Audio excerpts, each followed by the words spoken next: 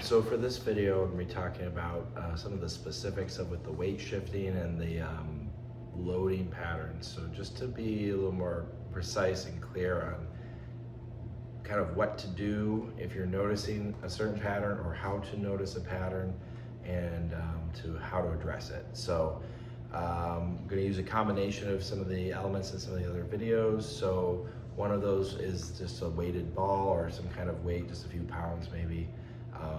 If it feels like it's painful or too uncomfortable, you might want to go down and weigh, maybe this is like a 3-pound ball, you might want something more like a 2-pound. This is a weighted, like sand-filled ball. But you could use anything that has a little bit of weight to it, as long as you can recognize it through your own body. So basically I'm going to stand, I'm going to take my ball and I'm just going to start to shift it from side to side, and just trying to kind of get a sense of where you're feeling that weight as it goes through one leg, one side of your body to the other, and just trying to kind of have an understanding of where your targets are here. Where you want your targets to be is really back here in your buttocks, the big strong gluteus maximus, and then down into your heel basically, as your center of weight stays kind of over the foot or the arch. So you want to try to get a sense of like trying to steer that. It's almost like, kind of like a downward spiral, coming back here, like one of those big, like kind of like wishbone staircase, like in a mansion, kind of those big sweeping staircases. So I'm going to go down and back this way, coming back up, and then coming down and back this way. Now, if you want, just keep your hands, both of them, so you can kind of get a little bit of maybe a little rotation here. Just feel it through your whole body. If you're really comfortable with this and confident, you can go to a single hand here, but again, the idea is to feel it through your body. So better to start off with both hands so you really feel that. And as you're doing this, kind of allowing, as you want to think about the strength component of loading that hip, right? So you want to feel like you're pulling into that glute, and it's kind of stretching and taking that load, like you're sitting into a chair, like a fabric chair or something, or a hammock that's going to stretch and then take up that slack, and then you can really feel that. So you want to feel that load, and then into the other one, okay? So that's the first thing, and probably most importantly, to make sure you have a good quality weight shift, because you may not realize it, but you probably might be a little bit kind of forward on that pelvis, like elevated as if you're gonna lift that leg, especially if you notice like you always keep your weight on one side. This side might be a little bit hiked and scrunched.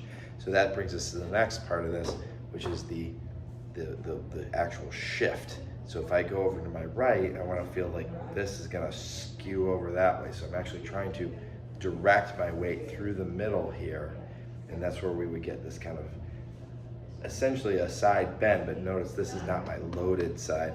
So, and I also want to make sure that it glides through so nothing gets pinched over here, but I definitely don't want to be in that situation over here. So even if I was side bending or leaning, notice how if I keep my chest up, that still stays open. I'm not actually coming here. That's when you're much more likely to pinch something or hurt yourself, or especially like in the back. So you want to make sure, like, if you're leaning over, you're actually sitting in your hip rather than like side bending, pinching. You want to have that sense of flow through your body. So it's really important. And if you feel like it's really tight or stiff or locked up, so you're kind of like trying to do that, but maybe you're getting more and more tight because the muscles are weak or tired or fatigued, you might need to do a little stretching or something more passive to help that along. So aside from just guiding that side glide, the other thing you do is kind of just go into like your stretching here, like over the table. So it'd be like a side shift, kind of go into like a skier stretch. So kind of, I'm gonna go reaching to one side with my hands, and my hips are gonna kick to the opposite side. So I'm actually stretching the far side that you can't see here, and then I'm gonna switch.